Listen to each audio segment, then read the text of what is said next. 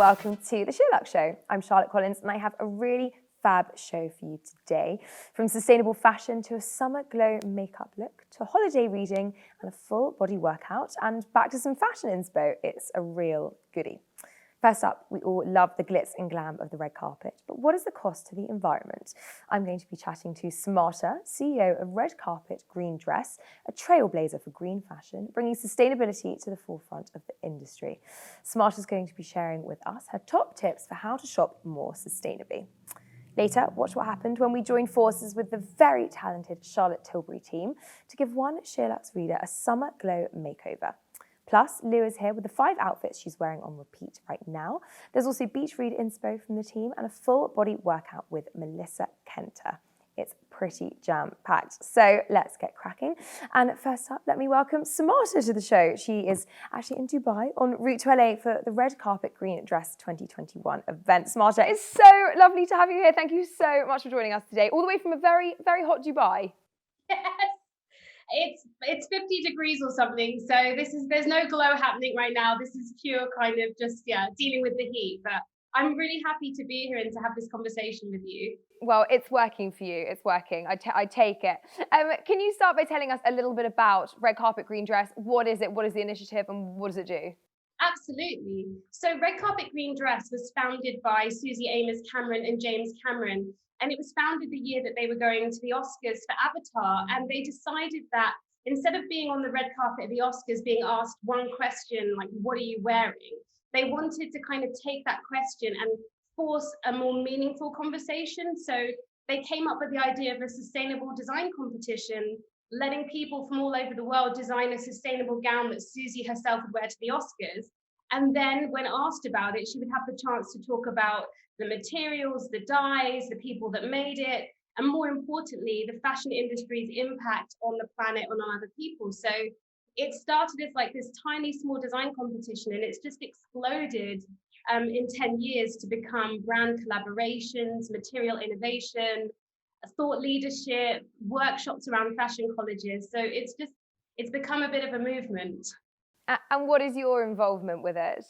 Yes, so I was kind of the hapless contest winner of 2011.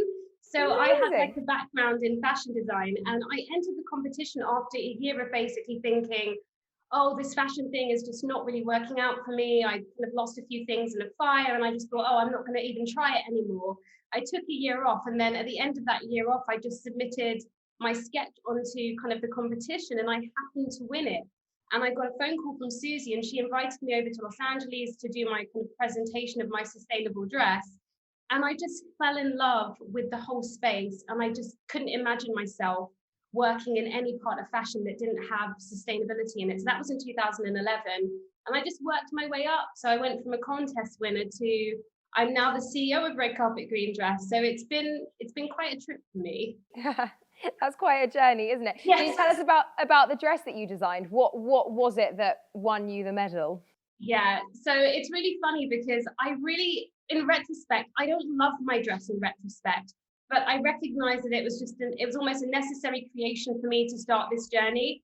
My dress I made using an organic silk, a certified piece silk, which is it's called piece silk because with conventional silk, you actually boil the silkworms to harvest the silk. And with piece silk, they allow the silkworms to break out of the cocoon, and then they kind of piece those shreds of silk together again. And it has a really kind of non-consistent surface appearance, but it's gorgeous. So that's why it's called piece silk. And I dyed it with cranberries in my bathroom. And I used like vintage beads from my mum's jewelry to like do the belt and all of these things. So I gave it a lot of thought at the time. But when I look at the design now, I think it was nowhere near my best work, but it was almost the best introduction to sustainability because it was all kind of beginner's stuff. And I mean, sustainability has, in the last even 10 years, developed so much has changed. The innovation is so there now, isn't it? And I mean, cranberry dyeing in your bathroom is quite innovative. But anyway, lots of people are being innovative now.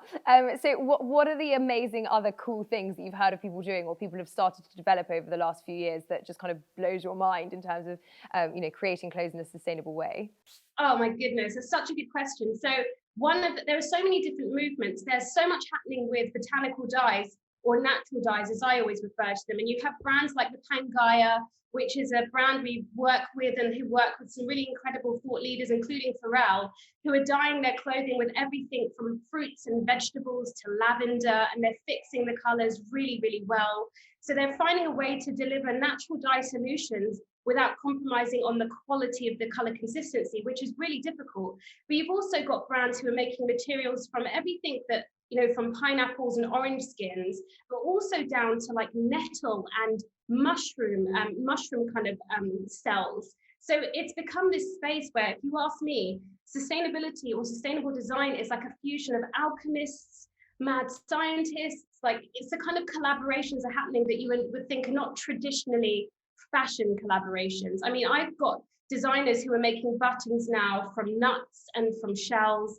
And also, I think what's really innovative is also some of the techniques that are being used to cut fabrics, to print fabrics, and to also fuse garments together. You have design techniques from kind of our previous contest winners that they've done that are completely new cutting techniques that are just not only zero waste, but also are cut in a way that the fabric and the constructed gown is more durable, and it has a higher kind of likelihood of staying apart and not kind of disintegrating. So there's so much happening that every single day you're kind of alerted about a new practice or a new way of doing things. And I find it really, really exciting. It is so just the future, isn't it? And everybody just needs to embrace it that bit more. How is it going in terms of the red carpet? Obviously, the last kind of year or so aside, because the red carpet's not quite been what it should be. But who's been wearing these designs? How much of an impact have you been able to make? Are you making a dent in that industry? When we started, we almost felt like we had to almost wrestle people into the pieces. Because nobody perceived that sustainable fashion could be sexy, that it could be beautiful. They didn't ever imagine that they could make a best dress list. Like, that was something they didn't even connect with sustainability. So a lot of the work we've been doing over the past 10 years has been challenging the perception of sustainability, that it isn't this kind of lifestyle associated with kind of bare feet living. There is a way to do sustainability that is extremely cutting edge, avant-garde, innovative, and desirable, and also glamorous. I mean, we've worked with everyone from Emma Roberts in vintage Armani to Lakeith Stanfield in a gorgeous suit that was kind of a sustainable Tussa silk suit, across to Priyanka Bose from her year in Lion, Marley Matlin. We've worked with talent from all over the world, and Matthew McConaughey, Camila Alves, and through all of these different collaborations, we've been able to show sustainability in different lights, from vintage and upcycled, biodegradable, recycled plastic, across to recent ones where we've made gowns from Tencel Luxe and with our own materials, which are biodegradable and can literally kind of be composted. So it's always been a different message. And I think with the different talent we've worked with, they have facilitated us to be able to have these conversations with their communities. So with Lakeith Stanfield, we had a great conversation with, like, let's say, the Black community about sustainability. When Tiffany Haddish came to our pre-Oscar event, she talked about what sustainability meant to her growing up, and her whole focus on re-wearing stuff on the red carpet and not really caring what people thought if she was doing that. So all of these different years have given us different opportunities to show that wherever you come from or whatever your background is, there is a way that you can connect sustainability to yourself. And we really want people to see it as an accessible conversation, if that makes sense. Totally. It really feels, here kind of within the event space this season that it's so much more, because of the pandemic, so much more on the forefront of our minds. We're talking a lot here about renting our dresses for weddings, that kind of thing. Vintage is such a good way to do it as well. Like, do you feel like the pandemic has sped this up a little bit? It has made everybody a bit more conscious, hasn't it? I really hope it has. And I know I've had a few conversations with friends, and they said, I can't wait for things to get back to normal. And we're always like, no, we can't go back to normal. Normal wasn't working. Yeah. So I definitely think that the pandemic has put a huge global spotlight on the questions that we're asking ourselves, like, who in lockdown wasn't evaluating what they were doing, why they were doing it, what their urges and desires were, and why they wanted to do those things. I feel like everyone I spoke to was. So sustainability is that. Sustainability is the questions you're asking yourself, your company, about the processes, how you're doing things, and always looking for a way to do things in a way that complements and respects not just the environment, but global communities too. And I think over the course of the pandemic, we definitely saw a focus in how we're treating the global environment and how we have to be more respectful of our environment, because the pandemic itself was very much a result of kind of human interaction with the natural world. But then on top of that, there were these other conversations about, whoa, sustainability is not just about our impact on planets and on plants and different biodiversity species, but it's also our impact on other people and how we treating people within the global fashion community and within the globe, like, period. So I think I noticed that there was definitely this spotlight, and the kind of inbound questions we were getting as an organization were, we don't want to go back to how we were operating before the pandemic. We want an opportunity to move in a better direction. Can you support us with that? So it definitely accelerated it. Let's talk about how we can be more sustainable in our everyday lives. What can your average shopper do to just, feel like they're making a little bit more of an effort? Can you give us a few tips? Definitely. So I would say that, first of all, it's a kind of mindset thing. I always say that when I really knew I was embedded in sustainability was when, like, the way I thought about all the decisions I made changed. So it's the questions you ask yourself before you do anything, which is, why am I doing this? What is this? What is the purpose of this purchase? And I think with that question, it becomes, is this a need or a want? And if it's a need, fine. Am I going to look for what I can actually kind of get a longevity out of? Am I looking for items that I can have a long-standing relationship with? But also, am I understanding how to look for those items? Because I still think we focus too much on the aesthetic of things, and I don't think enough people know how to turn a garment inside out and what to look for. They don't know how to look at the seams, the stitching, to see if the areas that I'm really going to be wearing, like if it's a pair of jeans, like the knees, the kind of the crotch area, the bum, is that really well made? Is it reinforced? The same way, if they're looking at an evening gown, are they looking at the fabric, and is it a dry clean only? Is it lined? So one of the things I always try and say is, try and empower yourself to really look at garments the way you look at fruit when you're shopping at, like, the grocery store. The same way you look for bruises, look for those kind of flaws and kind of the positives and negatives of the garments you're buying, and try and understand if that garment has what it takes to kind of go on a journey with you. That's one of the things. The other thing I would say is, we have to have more conversations with the brands that we're supporting, because I still think that a lot of the time we just accept what we're told. A brand will say, we focus on quality, but we don't say, okay, you make quality garments, but are you paying the people who make them well? Or a brand will say, oh, we get the finest cashmere. Okay, you get the finest cashmere, but are you sourcing it from a country where that is just hammering the biodiversity? Do you have a desire to kind of do that kind of product life cycle analysis? So I really want citizens to feel empowered to ask more probing questions of the brands that they support, and keep these brands on their toes, keep them thinking about, we're here now, but how do we get here? We're here now, how do we get here? Like, constantly looking to progress to the next stage. Another thing is to take no shame in the way you grew up and how your family grew up treating clothing and so on, because there's been a lot of kind of stigmatization of re-wearing secondhand, and it's becoming this kind of au courant thing now. It's really cool and trendy, but there are lots of communities around the world who've done that since the beginning of time, and they were made to feel embarrassed about it. So I really want people to feel that wherever they come from or whatever their cultural background is, they should try and find pride in the way that those little things that their mum did or their sisters did or their grandmother did to darn and to mend is still a really beautiful way to celebrate sustainability. Sorry, is that how many have I done? No, that's 3. We'll go with 3. That was lovely. Thank you so much. I mean, Samata, we literally could sit and talk all day. I'm sure you've got many, many more tips to share. And we'll have to have you back. We'll do more. Because it's a conversation that needs to continue, isn't it? Definitely. It's just been so lovely speaking to you. And again, I apologize for how hot I am, but it's extremely baking here. But I'm just so glad we had the chance to have the conversation. Not at all. We are very jealous over here. We'd love the opportunity to be baking hot. So you enjoy it if you can. Samata, thank you so much. That was so interesting. Good luck with the event. And we cannot wait to see who wins this year.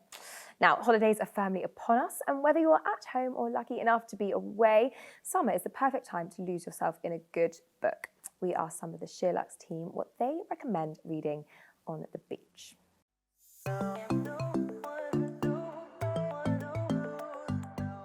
Hi everybody, my beach read is Dark Places by the author Gillian Flynn, who you may recognise for the iconic Gone Girl. It's about a girl named Libby Day whose entire family are murdered when she is younger. There are no spoilers, this is the blurb.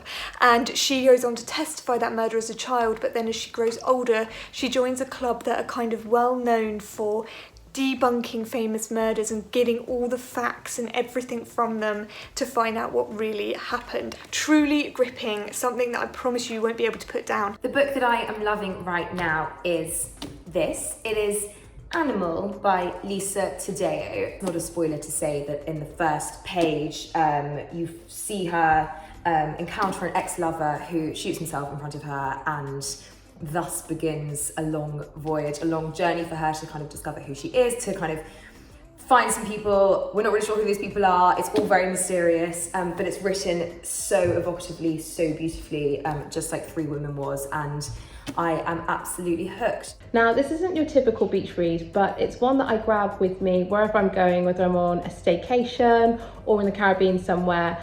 And that is Breakfast at Tiffany's by Truman Capote. Now, obviously we've all watched the movie with Audrey Hepburn. Basically just a classic love story set in New York, and I absolutely love it. For me, there's one queen of the beach read, and it's Marianne Keyes. And if you haven't read any of her books before, you absolutely must.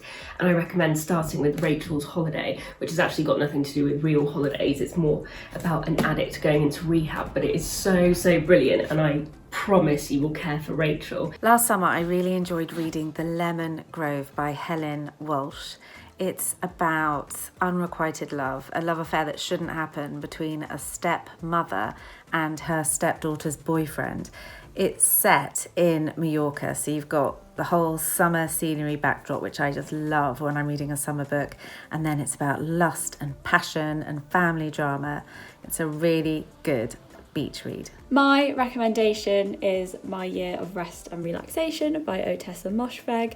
This book follows a protagonist in her mid-20s, she's unnamed, living on the Upper East Side in New York in the year 2000. She's orphaned, and she comes up with a theory that she can hibernate for a whole year, and this will help her cope with her trauma. If you want something that's a bit different, I could not put this down. For me, a beach read needs to be something that's pacey, with an incredible story, and actually something as well that's going to leave behind a bit of a message. And for me, that was Matt Haig's How to Stop Time. I love Matt Haig's writing, but this book particularly resonated with me, and I honestly could not put it down. It's the definition of a page turner. It's entertaining, it's heartwarming, it's just got all the makings of an amazing book. I think they're actually about to make it into a film, so get there first and read the book. It is the most perfect sun lounger reading.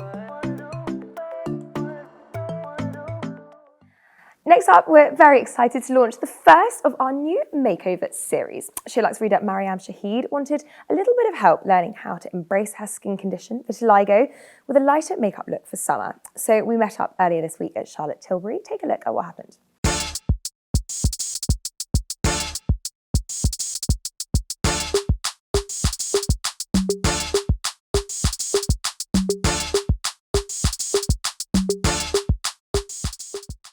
We are here today at the gorgeous Charlotte Tilbury store in Covent Garden with a very special SheerLuxe reader, Mariam. She is here today for a summer glow makeover. We have global pro artist Sophia from Charlotte Tilbury here today. I mean, I can tell by your makeup already, Sophia, that this is going to be good. So let's get started. So first of all, we're going to ask Mariam, what is your skin type? What do you want your skin to look and feel like? So my skin gets oily, but it can be dry in certain areas as well. And I'd like to get a good glow going today. Okay, perfect. So for that, the skincare, we're going to start off with Charlotte's Magic Serum, which has got Replexium in it and niacinamide. So for the oiliness, it's going to help control that with the niacinamide, and with the Replexium, it's going to really hydrate and plump up your skin.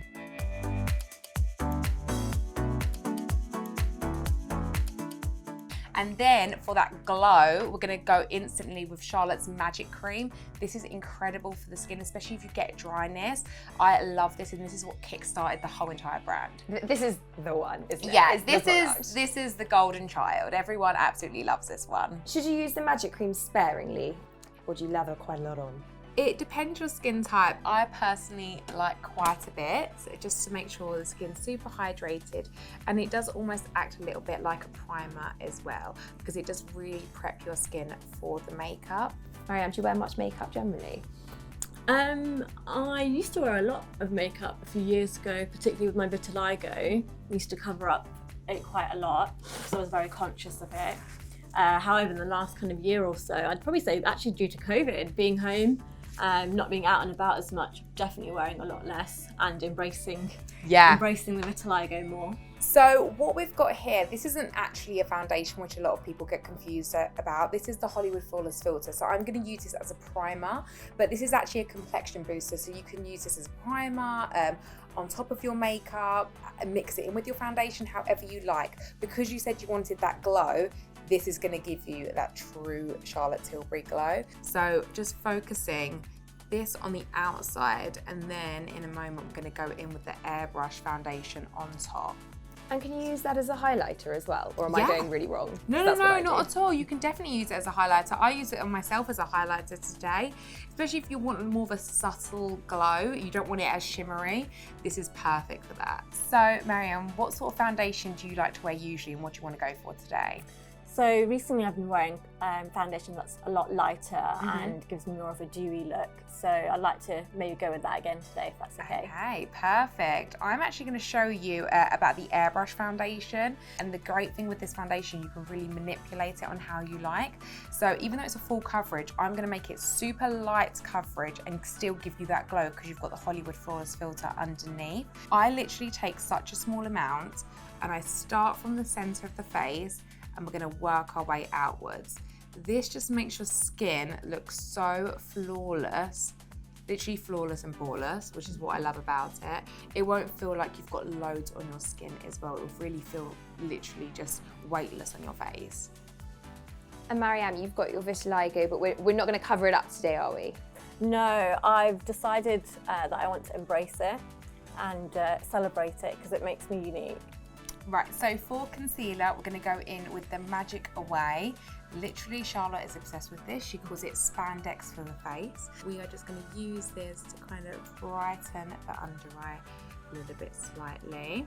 And I just like to either blend it out with your finger, or you can actually use a blender brush as well. I'm just going to put a little bit on the lids as well, just as a base for when we apply the eyeshadows.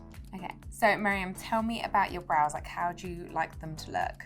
So I've got very thick brows, as you can see. There's a lot of hair. Amazing brows, though. I love your brows. But I like to keep it quite minimal. I don't use any kind of extra products other than something to set it and keep them in place because they do move around. Okay, perfect. Right, let's go in then with Legendary Brows. This is incredible. I'm completely in love. As you can see, the brush bristle is actually so tiny, so you can actually create hair-like strokes and it will actually grab every single brow hair. And all I'm gonna do on you is I'm actually only gonna fill in the ends slightly and using the very tip of the brush and just kind of hitting it on the skin. And then you can coat every single hair. So it's eyes time. What are you going for? So we have chosen today, which is the Queen of Glow. I am obsessed with this palette. It's really got these beautiful golden hues in it. Charlotte's palettes are so beautiful because they have this step-by-step process. So it all starts with the Prime, Enhance, Smoke and Pop. If you are a little bit confused about it, then you can actually go on the back and it has all the step-by-step for you. So for starters, we're gonna start with the Prime shade, and I'm actually gonna use this in the inner corner of the eye. So with my smudger brush, I'm going to take this and then I'm going to pop this right in her inner corner of her eye. This is going to give really an open-eyed, wide-eyed effect. Sophia, can you just wear one of those colours in the palette, or do you recommend going for all of them? No, definitely. You can even do just like two of them. So Charlotte says the top two of the day, and then if you add the third one, that's for your desk, and then the fourth one is your disco. So that one you always add with your finger, and that adds like a really amazing veil, like sparkle on top of the lid. So we can do a little bit of that later. So I'm gonna take the Enhanced shade and swipe this all over her lid. This is literally like a sunset on your eyes. What's your top tip for applying eyeshadow really well? I think the main thing for me is always to hold the brush quite far down. You always want to hold the brush further back, and that way you'll get a softer, easier blend. Sophia, when it comes to eye makeup, what's the best way to look like you're not really wearing much makeup? I think you can keep it simple, just like either using 1 or 2 shades, not overdoing it too much. We're going to use that same shade. I'm going to wash this underneath the eyes. Do you wear eyeliner usually? Yes, I do, yeah. How do you usually like it? Do you like a flick or just on top? A little bit of a flick's normally quite nice. For that, to keep it quite soft for today, we're actually going to be using the burgundy eyeshadow in the palette. It's like a burgundy plum sort of colour. And I'm going to be using my eyeliner brush, and I'm going to be using the Airbrush Flawless Setting Spray to actually spray the brush. This is my top tip. So you spray the brush, and then you can use the smoke shade here. This picks up the pigment so much better by using the setting spray. I'm gonna run this right along the lash line. So this is gonna give us the eyeliner look. So I'm just gonna go in with the classic black powder pencil just to get into the roots of your lashes to make that lash line really dark and full. So now we're going to go in with the Pillow Talk mascara. I'm obsessed with this. It has 2 sides. So the flat side is for loading on the product, and the other wider side is for actually combing through the lashes. What I'm going to do is I'm going to load the product at the roots of the lashes, and then on the other side, we're going to comb through. And especially your lashes are already really dark, but this is literally jet black. It's super black. So I'm going to use the pop shade in the Queen of Glow palette with my finger.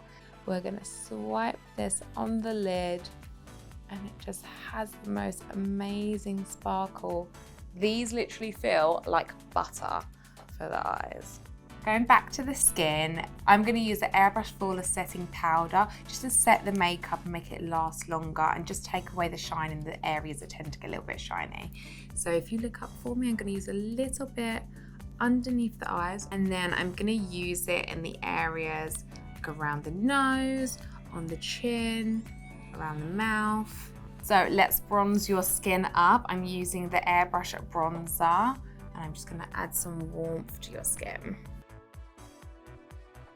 Like we said before, I'm actually going to use the Hollywood Flawless filter as a highlighter, and I'm just going to focus the glow on the high points of the cheekbones. And you can use this with your fingers or a brush, however you like. For the lips, I'm really chosen you a beautiful nude warm colour just to actually match with the eyes and match with your colouring. So I'm using Hot Gossip lip liner to help line the lips first.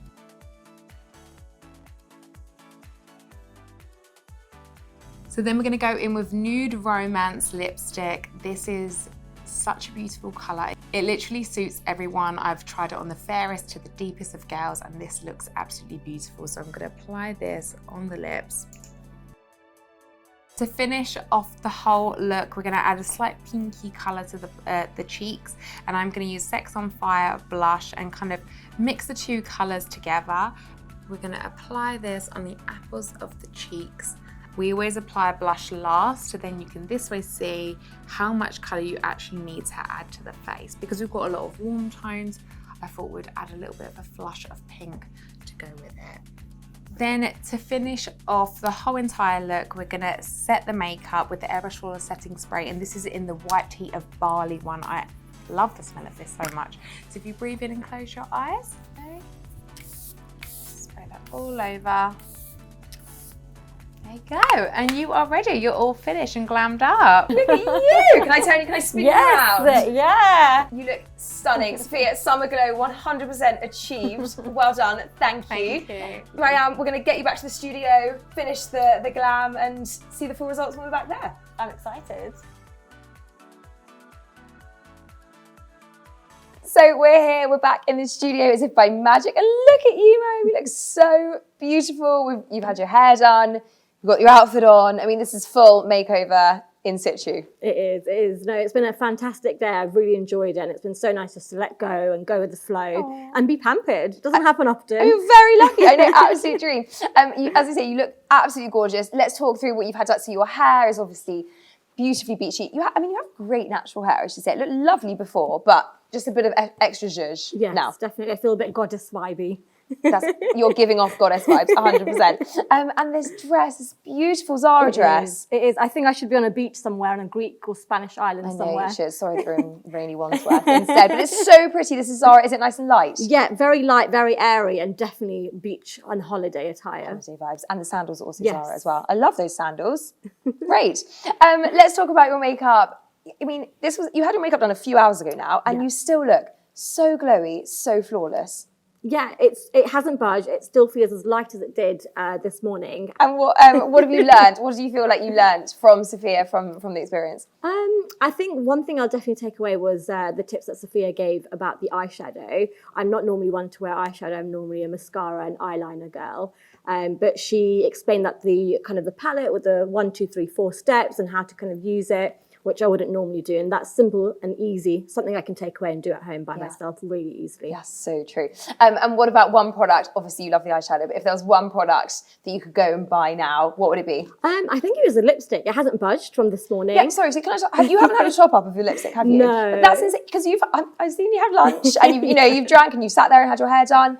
And it has not budged. No, it hasn't. So I think I'll definitely be going back to get the lipstick too. Because I guess, if you're busy, you've got lots of things going on, you want to get that one swipe of lipstick on and then keep going. Who's got time to keep topping up all day? Swiping with the lipstick, exactly. And I mean, you look so gorgeous. You said at the very beginning that you wanted to kind of own your vitiligo. And I mean, you are so beautiful with it. It makes you more beautiful. But are you pleased to kind of have it on show and not to be covering it up too much? Yeah, and I think that's what I really loved about the makeover today. And speaking to Sophia, explained that I wanted to embrace the vitiligo and not really cover it up with very heavy makeup. So what she used in terms of products today, I think really kind of, one, gives me a little bit of coverage and what you want from makeup, but also gives me a chance to kind of embrace and celebrate my skin, whether it's vitiligo or whether it's the blemishes that I have. We all have things that we need to embrace about ourselves, and I feel really happy that I've been able to do that today. Oh, good! I'm so pleased, and you look so gorgeous, and so pleased that we've been able to give you the tools to go and do that. So thank you so much. No, thank you for having me. Well, hopefully this is the beginning of a long line of makeovers. So stay tuned for more transformations, and for all the products that we featured, then do check out charlottetilbury.com/UK. I'm off to go and buy some myself now. Bye bye.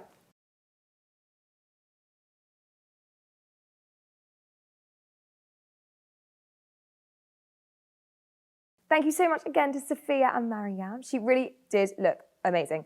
Next up, continuing the holiday theme, we have Sculpt and Tone's resident PT, Melissa Kendter, showing us a full body workout that you can do anywhere, anytime.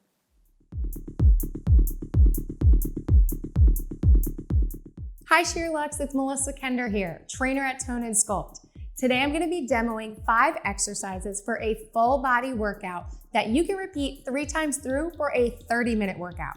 The protocol is 30 seconds of work followed by 30 seconds of rest for each exercise and each side. So without further ado, let's jump right in. All right, so some cues before we get started. Make sure to keep your shoulders back and down, keep your posture good, that core tight and engaged, as well as that mind-muscle connection. Really focus on your movement patterns. So the first exercise, grab your dumbbell. Whatever weight is suitable for you is perfect. We're gonna do a single arm squat press. So you're gonna hold the dumbbell up at your shoulder. I'll go on an angle so you can see everything. We're gonna squat down, keeping our core tight, our chest square. So we sink into our hips, keep your feet flat, sink down, and then press up. So you're gonna thrust the dumbbell up overhead as you come up out of that squat. So we go down and press straight up. And we're gonna go for the 30 seconds, then take a 30-second break, and then switch sides. So that's exercise 1.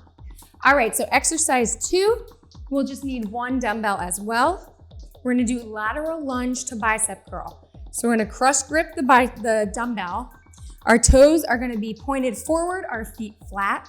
We are doing a lateral lunge, a side squat. So we're gonna sink in to our hip, our glutes, keeping the feet flat, press the knee out. And when we come back up, we're gonna bicep curl. And then go down to the other side. Sink into that hip, come back up, and bicep curl. And we're gonna go for the duration as well.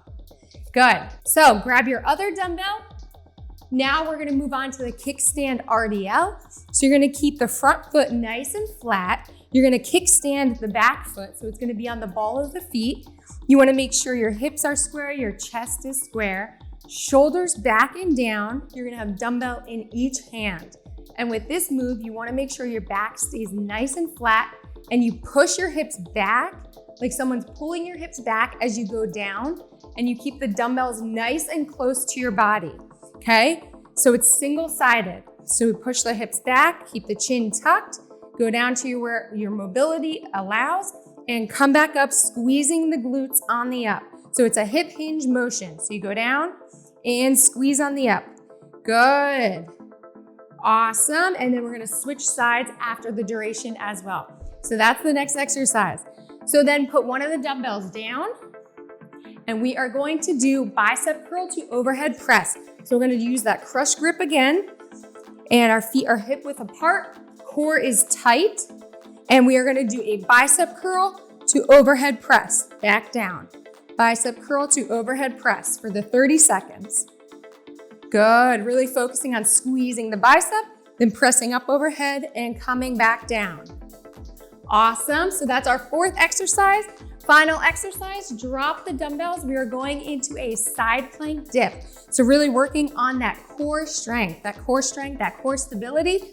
Okay, so we're gonna be down on the side plank position, elbow stacked properly under the shoulder, and you're gonna lift yourself into the air. Good, and you're gonna dip down towards the floor and pull back up. Dip down and pull back up. Now, if you need to modify, if it's too difficult, then drop the bottom knee, get into that side plank position, and then dip down, pull back up. Dip down, pull back up. And then after the 30 seconds, take a 30-second break and switch sides. All right, guys, I hope you have a great workout. For more fitness, follow me on Instagram at Melissa_Kendter and train with me today on the Tone and Sculpt app.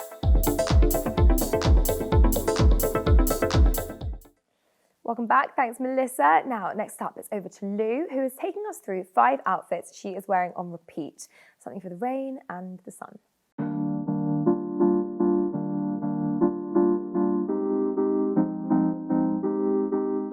Hi everyone, so today I'm going to talk you through a couple of looks that I am loving for summer. The first one is centered around this amazing Isabel Marant Etoile blouse. It's rare we have a blouse edit on SheerLuxe and we don't include one of her styles, and this one is new. I think this is from the fall collection. It's a white linen, also comes in a black, and I love the exaggerated bib detail with this gorgeous lace broderie and the little cutout at the neck. I've actually sized up twice in this, which I tend to do in her blouses just because I prefer that like slightly boxier fit. And I just paired it with a pair of leather shorts. These are from Nina Bing. They've got an elasticated waist, they're faux leather, super comfy. And then just on the bottom, a pair of black strappy flat sandals. These are from Zara from a few seasons ago, but they definitely still have something similar now. And I just love the simplicity of this look. For me, you can't go wrong with a bit of monochrome in summer, and I think with like the leather trouser, then pairing it with a linen makes it feel a little bit more appropriate for the weather. Then for accessories, I've just added the classic Ray-Ban Wayfarers in black. You just can't beat these as a classic, and a oversized big basket bag. And yeah, just very simple, very me and easy on the go. Good city summer look, I think. So next up is this linen shirt dress from Hesper Fox. It actually also comes in a black, but I love it in the white. It's a little bit longer at the back, so I just think it creates such a like loose, easy silhouette. And then I just belted it just to give it a little bit more shape. This one is from Massimo Dutti, and again the same black sandals. Shirt dresses are just such an easy throw on. You can wear it over swimwear, you could have it a bit looser. Just yeah, a great kind of summer wardrobe essential, I think, especially if your style is a little bit more capsule. And then for accessories, I've just added this black raffia boater. This is really old from Topshop and it's one of my favorite hats. And then again, a little basket bag. I've gone for a little small round one. This one is from a pop-up from a few years ago called the Basic Store. Okay, next up, maybe for something a little bit more dressed up, although essentially it is still jeans and a t-shirt. I'm sure everybody remembers the Frankie Shop muscle tee, which exploded on the internet and pretty much everybody tried to do their own version of. Well, this is the Frankie Shop's latest t-shirt with a longer sleeve. This one is obviously the black, it also comes in a white and it's still got these incredible big 80s shoulder pads to give you that real power shoulder. I just love the shape of this, it's super boxy again. Then I paired it with a pair of straight leg jeans. These are from Mother. I love the shape of these. They're a little bit longer than what I usually tend to go for, and I actually really like that shape at the moment. It feels a bit more modern. Then a pair of strappy sandals from Reese, and then just some fun accessories. This glittery bag from Nasty Gal, and a pair of fab little diamante earrings from Define. And I just love the impact of this outfit. Again, it feels like very true to my style, and then it's jeans and a t-shirt, but feels that little bit more interesting than your sort of standard tee. It's all about the details, so you know, the big shoulders and the fun accessories. Next up, something that is very appropriate for the very British summer we have been having, where the weather is changing every 5 minutes. So a big chunky cashmere jumper is your saving grace as an extra layer. This one is from Anina Bing. I love the oatmeal tone of this. It literally goes with absolutely everything. So it's such a perfect layering piece, but feels like a little bit more special than just, you know, a standard sweatshirt. Then I've paired it with a pair of culotte style linen shorts from Under the Stories, the same Massimo Dutti brown braided belts, just to kind of cinch it in, give it a little more shape. Then my trusty white Arizona Birkenstocks, which, you know, I've said time and time again, if I could only wear one shoe in summer, it would be these. Then just to finish off the look, I've added this lack of colour hat. This is the Mirage style, and I've really loved wearing hats this summer. I think it's a really easy way to add a bit of personality and inject a little bit more personal style into your look when you're wearing something a little bit more plain. And then a pair of Celine Sunnies just to finish off. One of the most popular looks I have seen on Instagram this summer is a white oversized shirt, a vest and a pair of loose wide leg white trousers, as seen on Rosie Huntington-Whiteley wearing the Row look. So this is kind of inspired by that. I've got this boyfriend shirt from With Nothing Underneath, a ribbed tank from H&M, then a pair of loose palazzo pants from Sefin. These are just so comfortable. They're really light, lightweight fabric. They've got an elasticated waist again, which makes them super, super comfy. I just think this is a really nice look if you want to wear something that's a little bit more covered up and not have too much skin on show, but still feel like you've got really nice, loose, lightweight layers, perfect for summer if it is super hot or not. And then just to add a little feminine touch, I've added this pearl necklace from Define, and sandals, I've just got a pair of Tiki's strappy sandals, which are so comfortable. Then for accessories, I've just added this bag from Good. I think because the rest of the look is so relaxed, I wanted to add something that's got a bit more structure to it, which this bag has with its sort of architectural details, and just balances out the proportions of the rest of the look.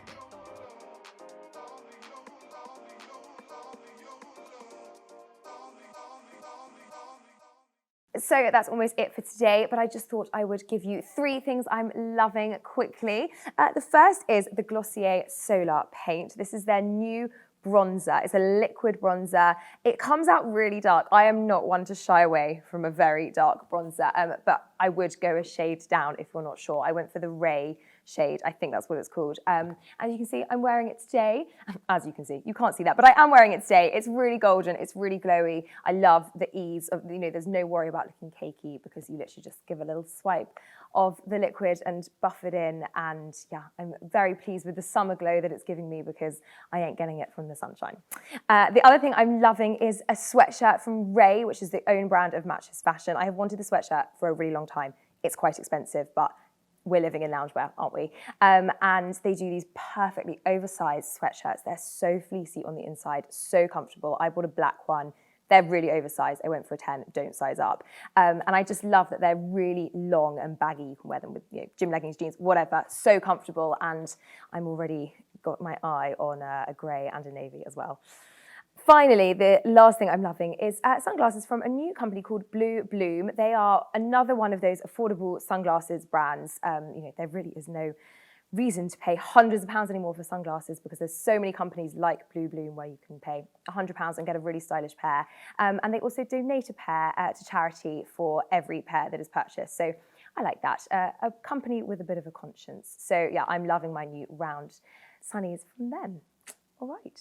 That is it from me today, and that's it from the show. Thank you so much to Samata and Mariam and Sophia, and of course Lou and the rest of the SheerLuxe team. On the next show, we have some more fab content. We have stylish beachwear with Karen Williams, an interview with mental health campaigner Hope Virgo, a new skincare brand discovery, some beauty hot products with Becky, plus lots more. You won't want to miss it. In the meantime, we would love it if you could please comment below, give us a thumbs up, and do subscribe if you haven't already. Have a wonderful day wherever you are. Bye-bye.